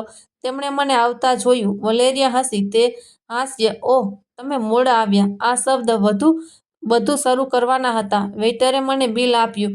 ₹87,000. બધા મારા ખિસ્સામાંથી પૈસા કાઢવાની અપેક્ષા કરી રહ્યા હતા. જેમ હંમેશા, પણ આ વખતે મેં એમ ન કર્યું. આ વખતે મેં હાથ ઉઠાવીને મયુરને બોલાવ્યો. તે તરત પાસે આવ્યો, કાળા સૂટ અને બર્ગન્ડી ટાઈમાં, ખૂબ સ્માર્ટ. શ્રીમતી રૈયસ, તેણે વ્યવસાયિક પણ ગરમ અવાજમાં કહ્યું. શુભ સંધ્યા. મેં ટેબલ પર ગૂંચવાયેલી નજરો જોઈ. મયુર, મેં સ્પષ્ટતાથી કહ્યું, તમે આ ટેબલની બુકિંગ કયા સમયે કરી? સાંજે 6 વાગ્યે. શ્રીમતી, અને મને કયા સમયે બોલાવવામાં આવી? જેમ મેં સાંભળ્યું, 8:30 વાગ્યે. ટેબલ પર શાંતિ ઘેરી થઈ ગઈ. વલેરિયાએ હસવાની કોશિશ કરી. ઓહ, સાસુમા, આ એક ગેરસમજ હતી. પણ મયુરે આગળ કહ્યું, શ્રીમતી રૈયસ, તમારી કાયમી વીઆઈપી ટેબલ સાંજે 6 વાગ્યાથી તૈયાર છે. અમે તમારી રાહ જોઈ રહ્યા હતા. વલેરિયાનું સ્મિત ગાયબ થઈ ગયું. કાયમી ટેબલ? તેણે નબળા અવાજમાં પૂછ્યું. મયુરે મને જોયું. મેં માથું હલાવ્યું. બેશક, તેણે બધાની તરફ ફરીને કહ્યું. શ્રીમતી રૈયસ છેલ્લા 10 વર્ષોથી અમારા પ્રોજેક્ટમાં ભાગીદાર છે. તેમણે શરૂઆતમાં ₹42,000નું રોકાણ કર્યું હતું. ટેબલ પરના લોકોના ચહેરા જુઓ. વલેરિયા જાણે તે સફેદ ચાદર પર બેઠી હોય. સાક્ષી, મોં ખોલીને, આંખો પહોળી. રોશની પોતાની બહેન તરફ જોઈ રહી હતી, જવાબની શોધમાં. દીપ્તિ, તેનો નકલી મોતીનો હાર રોશનીમાં ચમકી રહ્યો હતો જ્યારે તે લાલ ગળી રહી હતી. તે ઉપરાંત, મયુરે આગળ કહ્યું, શ્રીમતી રૈયસનું પ્રેફર્ડ એકાઉન્ટ છે. તે ક્યારેય રોકડ ચૂકવણી નથી કરતી. બધું તેમના ભાગીદાર ખાતામાં 30% ડિસ્કાઉન્ટ સાથે જાય છે. કોઈ બોલી નહોતું રહ્યું. રેસ્ટોરન્ટમાં ગતિવિધિ સામાન્ય હતી. વેઇટરો સર્વિંગ કરી રહ્યા હતા. યુગલો રાતનું જમવાનું જમી રહ્યા હતા. પિયાનોનું મધુર સંગીત પણ અમારી ટેબલ પર જાણે બોમ્બ ફૂટી ગયો હોય. હું ખાલી ખુરશી પર ધીમેથી બેસી ગઈ, આરામથી મારા બેગને ટેબલ પર મૂક્યો, મારી લાલ ડાયરી કાઢી અને અંતે મેં શબ્દો કહ્યા જે મેં 3 વર્ષો સુધી મારી પાસે રાખ્યા હતા, હું આ બિલનું ચૂકવણી નહીં કરું. અને પછી મેં તે ડાયરી કાઢી જેમાં દરેક જૂઠ, દરેક ચોરાયેલો પૈસો, દરેક તૂટેલું વચન હતું. હવે બધાને જાણવાનો સમય હતો કે હું ખરેખર કોણ છું. મેં મારી લાલ ડાયરી રેસ્ટોરન્ટની સફેદ ટેબલ પર ખોલી. પાનાઓના અવાજ 3 અનંત સેકન્ડો સુધી સંભળાયા.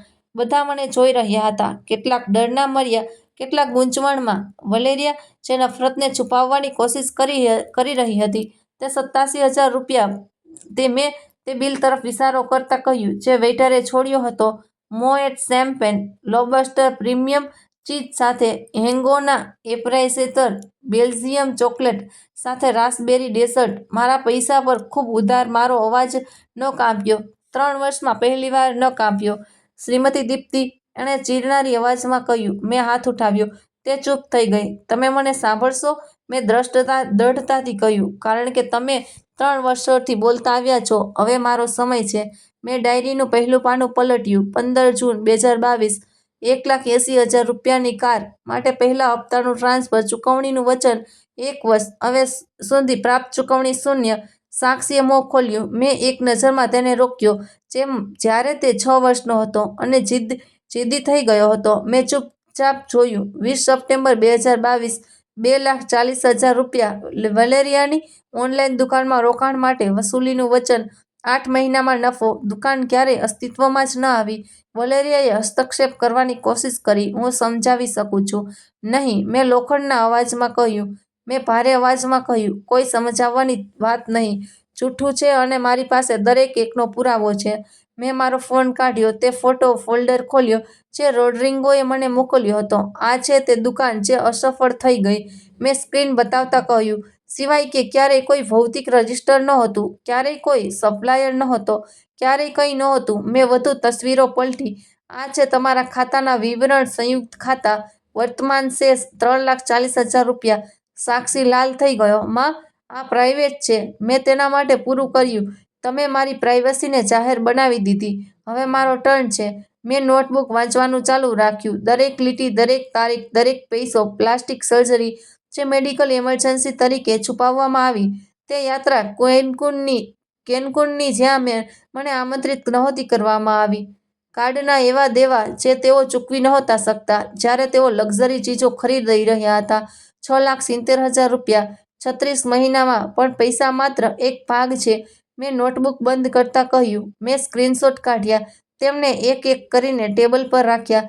જેમ પોકરના પત્તા. દૂધ આપતી ગાય. મેં જોરથી વાંચ્યું. પગ પર એટીએમ. જૂની નોકરાણી, સરળતાથી બહેકાવનારી. મેં જોયું કે રોશની પોતાની ખુરશીમાં ધસી ગઈ.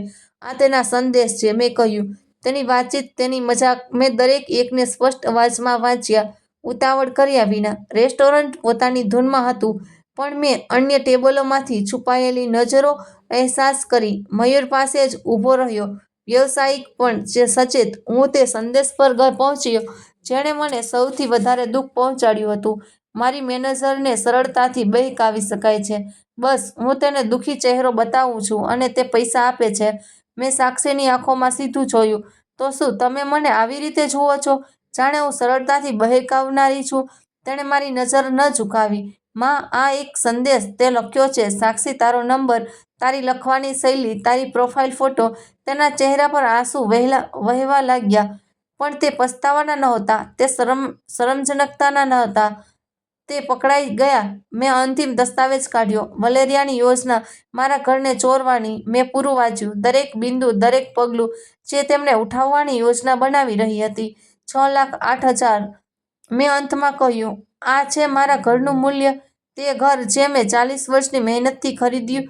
તમે પહેલાની જ યોજના બનાવી ચૂક્યા હતા કે તેને કેવી રીતે ખર્ચ કરવો. વલેરિયાએ આખરે ફાટી પડી. પણ અમે પરિવાર છીએ. તેણે ચીસો પાડી. પરિવારને એકબીજાની મદદ કરવી જોઈએ. આ તમારી જવાબદારી છે. માં, મેં તેને કર્યું. પરિવાર ચોરી નથી કરતો, મેં ધીમા પણ ધારદાર અવાજમાં કહ્યું. પરિવાર અપમાન નથી કરતો, પરિવાર જૂઠું નથી બોલતો, પરિવાર એક 68 વર્ષની મહિલાને તેના બધા નિર્ણયોમાંથી બેદખલ કરવાની યોજના નથી બનાવતો. હું ધીમે ધીમે ઊભી થઈ. હું આ બિલ નહીં ચૂકવી શકું. તમારી પાસે મારા પૈસામાંથી 3,40,000 રૂપિયાની બચત છે, તેનો ઉપયોગ કરો. અમે નથી કરી શકતા, મલેરિયા બોલી. આ પૈસા અમારા ઘરના હપ્તા માટે છે, તે ઘર જે તમે મારી સંપત્તિ વેચીને ખરીદવાની યોજના બનાવી રહ્યા છો. મેં પૂછ્યું, શાંતિ? તમારી પાસે 2 વિકલ્પો છે, મેં ચાલુ રાખ્યું. પહેલો, તમે આ બિલ તમારા પૈસા, તમારા કાર્ડ, તમારી બચતથી ચૂકવો છો અને તમારી પાસે 48 કલાક છે મારા ઘરમાંથી તમારી બધી ચીજો અને પરિવાર સાથે જવા માટે. અને બીજો વિકલ્પ, સાક્ષીએ ધ્રુજતા અવાજમાં પૂછ્યું. કોઈ બીજો વિકલ્પ નથી? મેં દ્રઢતાથી કહ્યું. મેં મારા બેગમાંથી એક મનીલા પરબીડિયું કાઢ્યું. આ કાનૂની દસ્તાવેજો છે. મારી વકીલે માને કાલે તૈયાર કર્યા હતા. આ 6,70,000 રૂપિયા અને વ્યાજ માટે એક દાવાની નોટિસ છે. જો તમે મુકદ્દમાથી બચવા માંગો છો તો તમારી પાસે ચૂકવણી માટે 2 અઠવાડિયા છે. મેં પરબીડિયું 87,000 રૂપિયાના બિલ પર મૂક્યું અને આ ખાણા પર મેં મયુર તરફ જોયું. તેણે માથું હલાવ્યું. રેસ્ટોરન્ટમાં તમારા કાર્ડને પ્રોસેસ કરશે, મયુરે વ્યવસાયિક અવાજમાં કહ્યું. જો તમારી પાસે પર્યાપ્ત ફંડ નથી તો હું બધા ઉપસ્થિત લોકોની વચ્ચે બિલ વહેંચી શકું છું. મેં વલેરિયાની આંખોમાં આતંક જોયો. તે આંટી જે મને નહોતી જાણતી, પોતાના બેગને શોધવા લાગી. દીપ્તિ પોતાના દીકરીને ગુસ્સામાં જોઈ રહી હતી. તે અમને આમાં નાખી દીધા, તેણે ગુસ્સાથી ફૂસફૂસાવ્યું. હું વળી અને જવા લાગી. માં, રોકો. સાક્ષી ઊભો થઈ ગયો. કૃપા કરીને, શું અમે વાત કરી શકીએ આપણે? મેં રોકાઈને પલટ્યું. મેં તેને તૂટેલા દિલથી જોયો, પણ મારી ગરિમા જાળવી રાખી. 3 વર્ષો સુધી મેં વાત કરી માગી, ગીડગીડાઈ, ભરોસો કર્યો. હવે કંઈ બચ્યું નથી વાત કરવા માટે. તમે મને એક તક પણ નથી આપતા. મેં તને 100 તક આપી, સાક્ષી. તેમણે બધું બરબાદ કરી દીધું. વલેરિયા અચાનક ઊભી થઈ ગઈ. આ વાહિયાત છે. તમે એક કડવી વૃદ્ધ સ્ત્રી છો જે આ નથી સમજી શકતી કે તમારો દીકરો પોતાનો ખુદનો પરિવાર બનાવી ચૂક્યો છે. મેં હસી દીધી. એક નાની કડવી હસી. મારા દીકરાનો એક પરિવાર હતો, મેં કહ્યું. એક માં જે તેને પ્રેમ કરતી હતી, જેણે તેના માટે બધું બલિદાન કર્યું, પણ તેને તે પરિવારને એક એવી સ્ત્રી માટે બદલી દીધો જે તેને ઉપયોગ કરી રહ્યો છે અને નષ્ટ કરી દેશે. મેં વલેરિયાની તરફ સીધું જોયું અને મેં તેને ઇશારો કરતા કહ્યું, તમે વિચાર્યું કે હું એક મૂર્ખ વૃદ્ધ સ્ત્રી છું, સરળતાથી બહેકાવનારી એક ગાય, પણ તમે ન સમજી કે મારી પેઢીની મહિલાઓ અહીં સુધી નથી પહોંચી. અમે મૂર્ખ બનીને નથી આવી. અમે મજબૂત, બુદ્ધિમાન અને ધૈર્યવાન બનીને આવી છું. તેની નજીક ગઈ. આમને સામને. મેં એકલા એક સંપત્તિ બનાવી.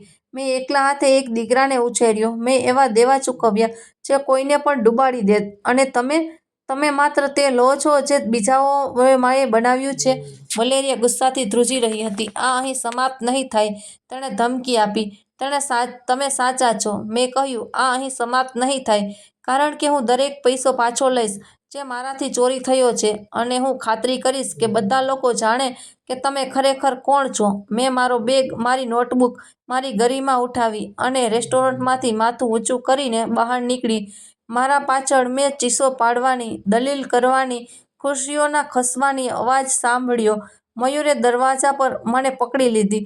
દીદી, તેણે નાના સ્મિત સાથે કહ્યું. આ અદ્ભુત હતું.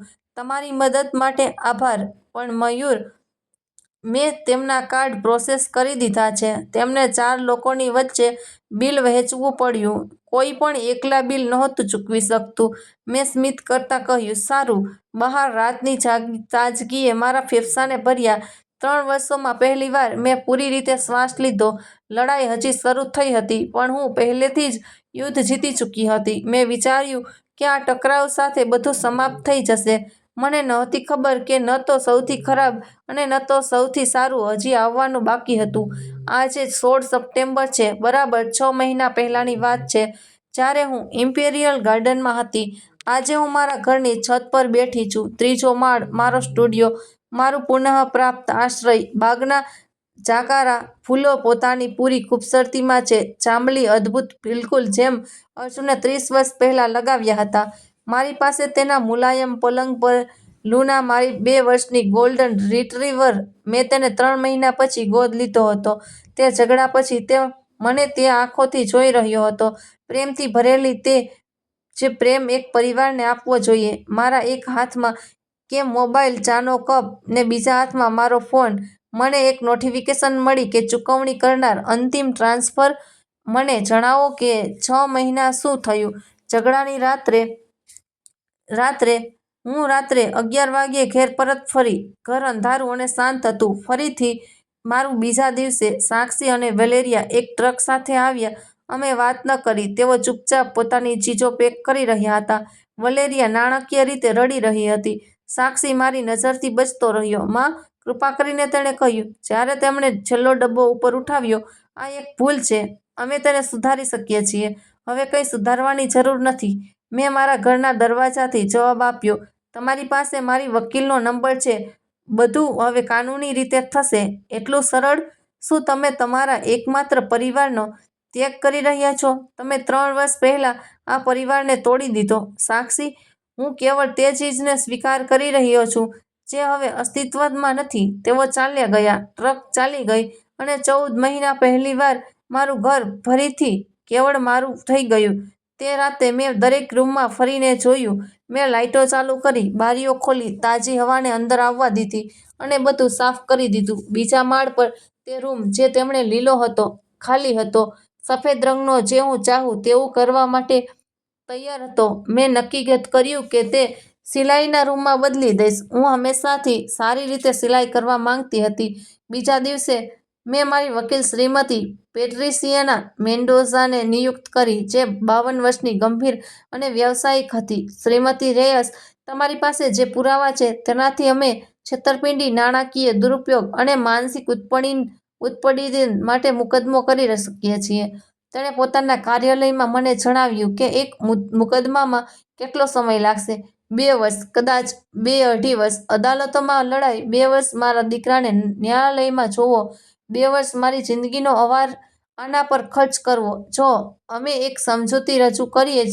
મેં પૂછ્યું. અમે એક મહત્વપૂર્ણ ભાગ પાછો મેળવી શકીએ છીએ. આ તેમના વાતચીત કરવાની ઈચ્છા પર નિર્ભર કરશે. અમે તેમને જવાબ આપવા માટે 2 અઠવાડિયા આપ્યા છે. 10 દિવસ પછી સાક્ષીએ શ્રીમતી મેન્ડોઝાને ફોન કર્યો. તેમણે વાતચીત કરવા માટે સહમતિ આપી અને શ્રીમતી પેટ્રિશિયાના કાર્યાલયમાં મળ્યા. તટસ્થ વ્યવસાયિક સાક્ષી, એકલા આવો. વેલેરિયા ન આવી. તે માનસિક રીતે ખૂબ પ્રભાવિત છે. તેણે કહ્યું, ખરેખર તે પોતાને છુપાવી રહી હતી બધાથી. પણ ક્લાયન્ટની માંગ છે કે $4,50,000. શ્રીમતી મેન્ડોઝાએ શરૂઆત કરી. આ જે પણ દેવું છે તેનાથી ઓછું છે, પણ સમય અને કાનૂની ખર્ચને જોતાં આ એક ઉચિત રકમ છે. અમારી પાસે તે પૈસા નથી, સાક્ષીએ કહ્યું. તેમની પાસે $3,40,000ની બચત છે. મેં ઉત્તર આપ્યો. અને તેઓ તે કારને વેચી શકે છે જેને તે ખરીદવામાં મદદ કરી હતી. તે ચૂપ થઈ ગયો. એ ઉપરાંત મેં ચાલુ રાખ્યું, તેઓ લોન લઈ શકે છે, જેમ મારે કરવું પડ્યું જ્યારે મારા પિતાનું મૃત્યુ થયું અને હું તેમના ઈલાજના દેવામાં ફસાઈ ગઈ હતી. તેણે સમજૂતી પર સહી કરી. 18 મહિનાઓ માટે $25,000ના માસિક હપ્તાઓ માટે નેતૃત્વયુક્ત અનુબંધ ઉલ્લંઘન અને દંડાત્મક જોગવાઈ. પહેલા 3 મહિના તેમણે સમય પર ચૂકવણી કર્યું. BMW વેચી. નરબાર્ટમાં એક નાના એપાર્ટમેન્ટમાં ચાલ્યા ગયા. 42 વર્ષ મીટર, એક જ રૂમ. ચોથા મહિને સાક્ષી, મારા ઘરે આવો.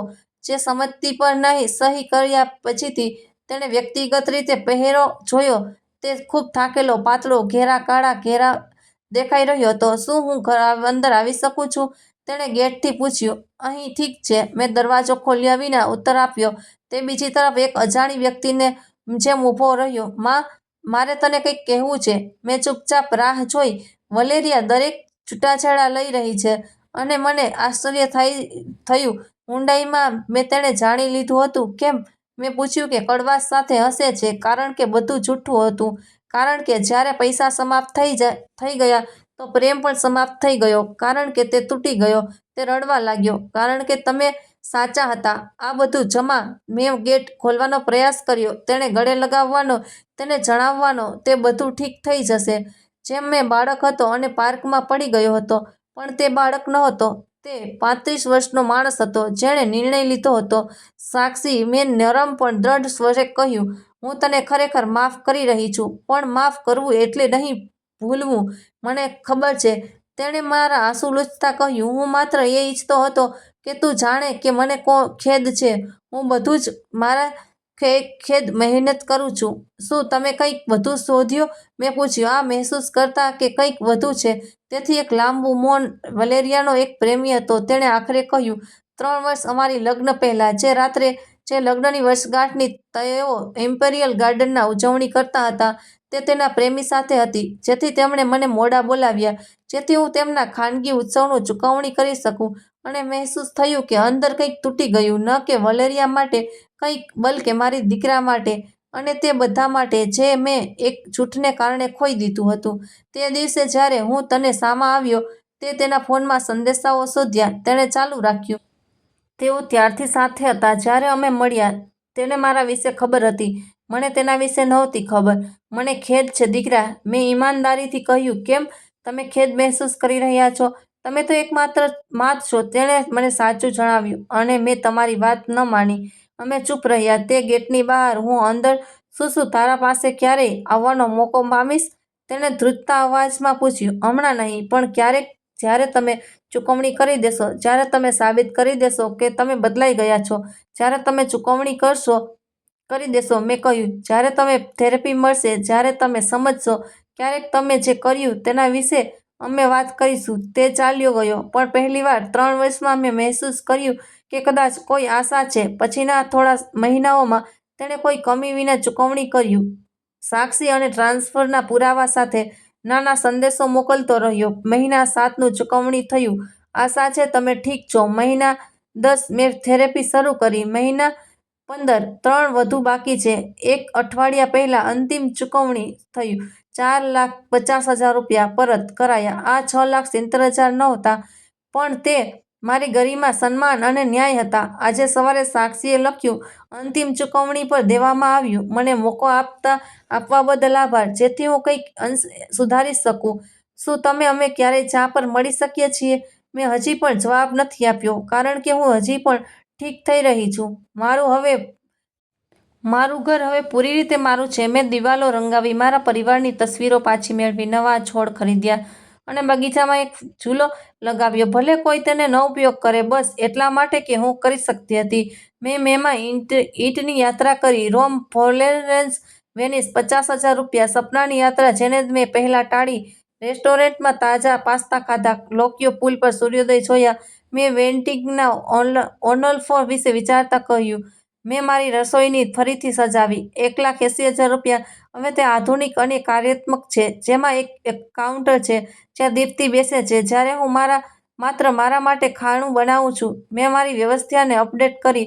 જો સાક્ષી આવતા 5 વર્ષમાં સાબિત કરે કે તે ખરેખર બદલાવ ચાહે છે, તો મારું ઘર વારસામાં લઈ શકે છે. જો નહીં, તો બધું એક ફાઉન્ડેશનને જશે જે નબળી મહિલાઓની મદદ કરશે. મેં એક યુટ્યુબ ચેનલ શરૂ કરી. ઉમ્મીદ વિના ફિલ્ટર. હું મારી વાર્તા જણાવું છું, નાણાકીય સલાહ આપું છું, સ્વાસ્થ્ય સીમાઓ વિશે વાત કરું છું, આત્મ-પ્રેમ પર, અને ક્યારેક પણ ઉદારતાને મૂર્ખતા સાથે ગૂંચવણી નહીં તેના વિશે. મારું 47,000 સબસ્ક્રાઇબર છે. ઘણી મહિલાઓ મને લખે છે, તમારો આભાર કે તમે મને ના કહેવાનું સાહસ આપ્યું. તેમની વાર્તાઓ મને તે જ ભૂલ કરવાથી બચાવ્યો. મેં ભૂલને પણ ગોદ લીધો. મારી સાથી મારી ખુશી દર સોમવારે ચાટતા જગાડે છે. બપોરે અમે પાર્કમાં ચાલીએ છીએ. તે મને યાદ અપાવે છે કે સાચો પ્રેમ કોઈ ચીજથી નહીં. આજે જ્યારે હું જોઉં છું, તો હું એક વાત સમજું છું. 3 વર્ષો સુધી મેં મારી નારી શક્તિ, મારી અવાજ, મારી ગરિમાને છીનવવા લીધી, પણ તેમણે તેને ન છીનવી. મેં ખુદ તેમણે આપી. અને સૌથી મહત્વપૂર્ણ પાઠ જે મેં શીખ્યો છે, જે એક બીજાઓના સીમાઓ નિર્ધારિત કરવા વિશે છે, બલ્કે પહેલા ખુદને સન્માનિત કરવા વિશે છે. સાક્ષીને સમજાઈ જોઈને કદાચ વર્ષો, કદાચ ક્યારેક જે હતું તેને પાછું ન મેળવી શકીએ, પણ હવે મને મારી ઓળખ જાણવા માટે તેની માન્યોની આવશ્યકતા હતી. હું એસ્પેરેન્ઝા સોલેડાદ રેસ 68 વર્ષ, રિટાયર્ડ એકાઉન્ટન્ટ, સંપત્તિઓનો માલિક, સમજદાર રોકાણકાર. તે મહિલા જે પોતાના પતિને ગુમાવ્યા પછી એકલા ઊભી થઈ. તે મહિલા જેણે પોતાના હાથોથી એક સંપત્તિ બનાવી. અને સૌથી ઉપર, તે મહિલા જે જાણે છે કે અસલી ધન તે ચીજમાં નથી જે તમારી પાસે છે, બલ્કે તે ચીજમાં છે જેને તમે અહીં થવા દેતા નથી. તમારો આત્મ-પ્રેમ આ કોઈ તમારાથી છીનવી શકતું નથી. કેવળ તમે ખુદ તેને છોડી શકો છો. અને હું તેને ક્યારેય પણ નહીં છોડવાની. આ મારી વાર્તા છે, મારી સ્વીકારતા, મારો પાઠ. જો તમે અહીં સુધી પહોંચ્યા છો, જો કંઈક તમારા દિલમાં ગુંજ્યું છે, તો મને કોમેન્ટમાં જણાવો કે તમે મને પહેલેથી ક્યાં જઈ રહ્યા છો. શું તમે કંઈ અવાજ સમાન અનુભવ થયો છે? તમે મારી જગ્યાએ શું કરશો?